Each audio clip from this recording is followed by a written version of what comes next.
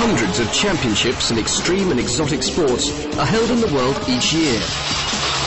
Thousands of people go to the Australian port of Lincoln to see the world champion in tuna tossing.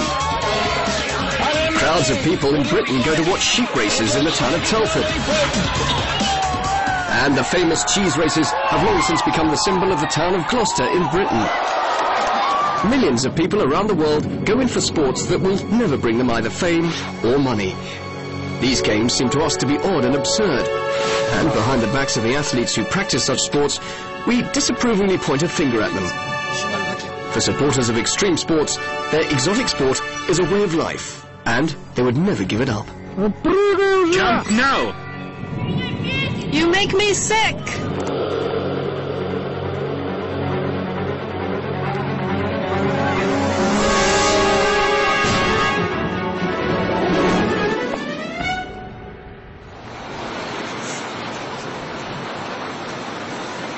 Normally, Vladimir Rukosuyev is a taxi driver. The people whom he takes to various parts of Krasnoyarsk, one of the major cities of Siberia, hardly know that the driver is a legendary figure. In the world of athletes practicing extreme forms of sport, Vladimir is known by his nickname, Flying Freak. He is leader of a team of local rope jumpers.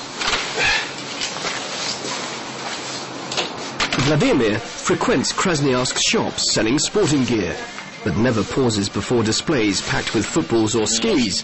He is only interested in these sections selling equipment for mountaineering. How long is the rope in one hank? Between 50 and 200 meters. The history of rope jumping, jumps from cliffs with a rope, goes back to 1989. It's assumed that this kind of amusement was invented by the legendary cliff climber Dan Osman, nicknamed Master of Gravity. Following several falls from a cliff, Osman discovered that falling into a precipice was much more fun than climbing a mountain. Osman's record, 230 meters of freefall, still stands.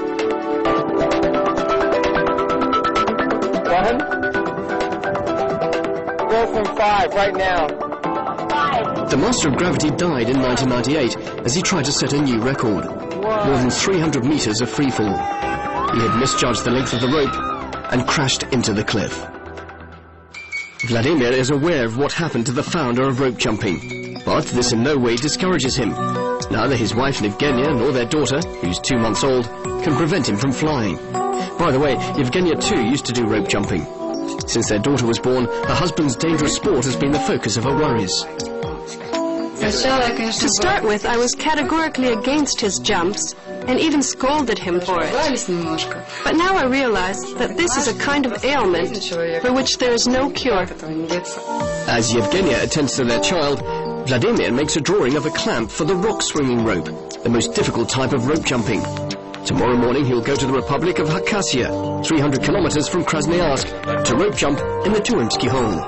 A jump from a height of 125 meters is the record among Russian rope jumpers.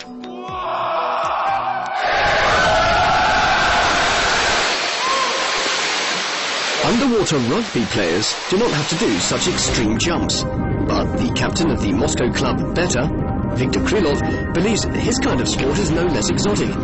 First, underwater rugby is the only 3D sport, and second, players in this tough sport have to be underwater most of the time, where they have to hold back their breath. Here we have a whole assortment of workloads. When we visit doctors in a clinic, they cannot even assess the level of our workloads, because there are so many of them. German divers first came up with the idea of playing with the ball underwater in 1961. It was they who pumped salty water into a polo ball to keep it underwater. Underwater rugby resembles fish chasing food in a water tank. 12 people scramble for a ball and look like a tangle of bodies. The aim of the game is to fling the ball into the rival's goal on the bottom of the pool. The goalkeeper's task is warding off the ball by any available means, including the most exotic ones. How about the first group of 6? Forwards, 1, 2. Halfbacks, 1, 2. Goalkeepers. I can't see the goalkeepers. The game begins when a spanner is struck against the side of the swimming pool. Players underwater cannot hear a whistle, but then transporting special signalling equipment is very inconvenient. Players use flippers, special masks and tubes. The tubes are used by players coming to the surface to breathe, but they also continually monitor the situation underwater. Players are not allowed to tear off masks and tubes from rivals, otherwise they are penalised.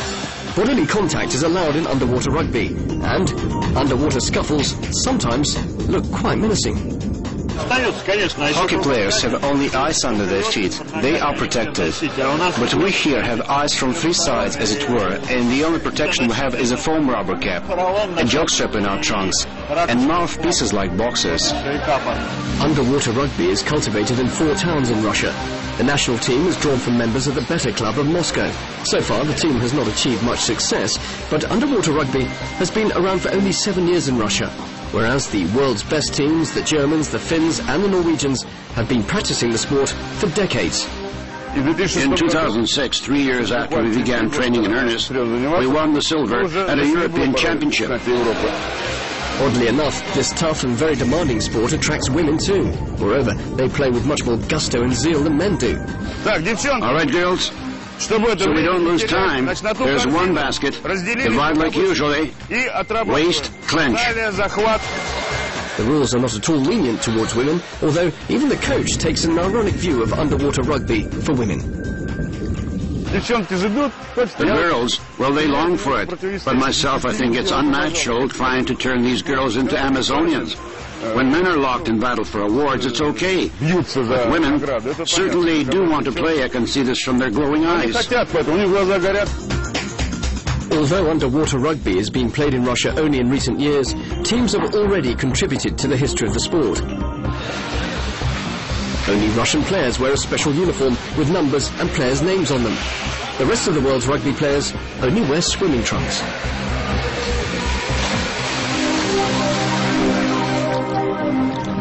Before he's about to jump into the Turimsky Hole from a height of 125 meters, Vladimir Rukosiev once again recalls the milestones of his extreme career.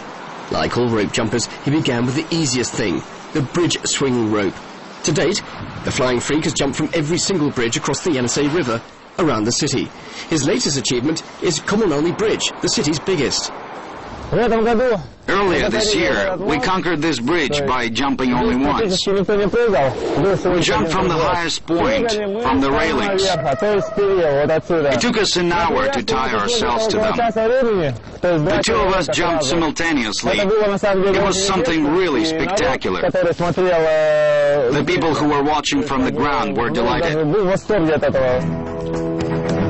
It is noteworthy that the local authorities had allowed them to jump from the bridge. Generally, relations between Flying Freak and the local authorities are rather peaceful. Although Vladimir has more than 300 jumps to his credit, he's been arrested by the police only a couple of times. The city's inhabitants, who are not in the know, sometimes attempt to save extreme jumpers from what they believe to be inevitable death. On that occasion, a couple of cars came to a halt. The rope could not be seen from that distance. So they thought we were trying to commit suicide. The bridge swinging rope is the simplest variety of rope jumping. It looks like the pendulum swinging back and forth when a mountaineer is using a rope to cling to the cliff. As soon as the jumper breaks away from the bridge, he finds himself in a free-fall situation, and there's only a little jerk due to the pendulum effect. You need to assess the bridge's width and length correctly, so that the jumper does not hit the water, otherwise he'll get hurt. Mikhail Belov, captain of the Penza Center team and 3-time world champion in swamp football, did get hurt. For the time being, he will have to forget all about his favorite game, while his team is getting ready for a championship without their captain. The Finnish skier, Esa Rompainen, is believed to have invented the game after running through a swamp in an attempt to increase his stamina. To his great surprise, his invention has become so popular that World Swamp Football Championships have been held in Finland since 1998. Russians took part in them for the first time in 2001. Since then, Russian teams have won the World Men's Championships 4 times and Women's once. The Penza Center team twice was the best team in swamp football. Penza Center includes a drug control officer, a lawyer, a businessman, the owner of an advertising agency, a bailiff, and the executive director of a women's football club. there is not a single professional in the team. But Mikhail Belov says professionalism is a matter of secondary importance in swamp football. I think this sport has been invented especially for Russians. It is difficult to compete with the Russians because this sport reveals character, trust, and teamwork. Swamp football is played on a field measuring 60 by 35 meters. The field is overflowing with mud, and the stronger the team, the muddier field they get. Some 300 teams from around the world take part in the championships. Considering that 3 or 4 games take place in one day, the players have to wash the mud off in a nearby lake. Before each game, the field is scrubbed to make sure no stones or snags are left on it. But sometimes, organisers deliberately leave special poles on the field so that players stuck in the swamp can get out of it. Sometimes we have to play knee-deep or waist-deep in the swamp. On such occasions, it is hard to control the ball, pass it on, or kick the ball toward the goal. Before 2001, Penza Center was just an ordinary club. They took part in tournaments of mini and beach football, but their performance was quite amateurish. When the captain heard a report about a swamp football tournament over the radio, he thought his team might as well try to play it. Before their first trip to the championships, the team's players could not imagine the hardships they would have to suffer playing swamp football. A match in a swamp requires a good deal of strength and stamina. The Penza players have to pay their way when they go to Finland. As soon as potential sponsors hear the word swamp football, more often than not, they only laugh. The team's captain has a lot of stories to tell about his adventures at the World Championships. Once, all of the 13 people in our team stayed in a 2-bed room at a hotel. We didn't have the money for something more comfortable. On another occasion, we crossed the border on foot. Finnish border guards were shocked to see us there walking in torrential rain. The guards told us they had never seen anyone crossing the border on foot. Despite all the difficulties, the Russian team won the bronze at their first championships. That became possible due to secret tactics devised by Penza players.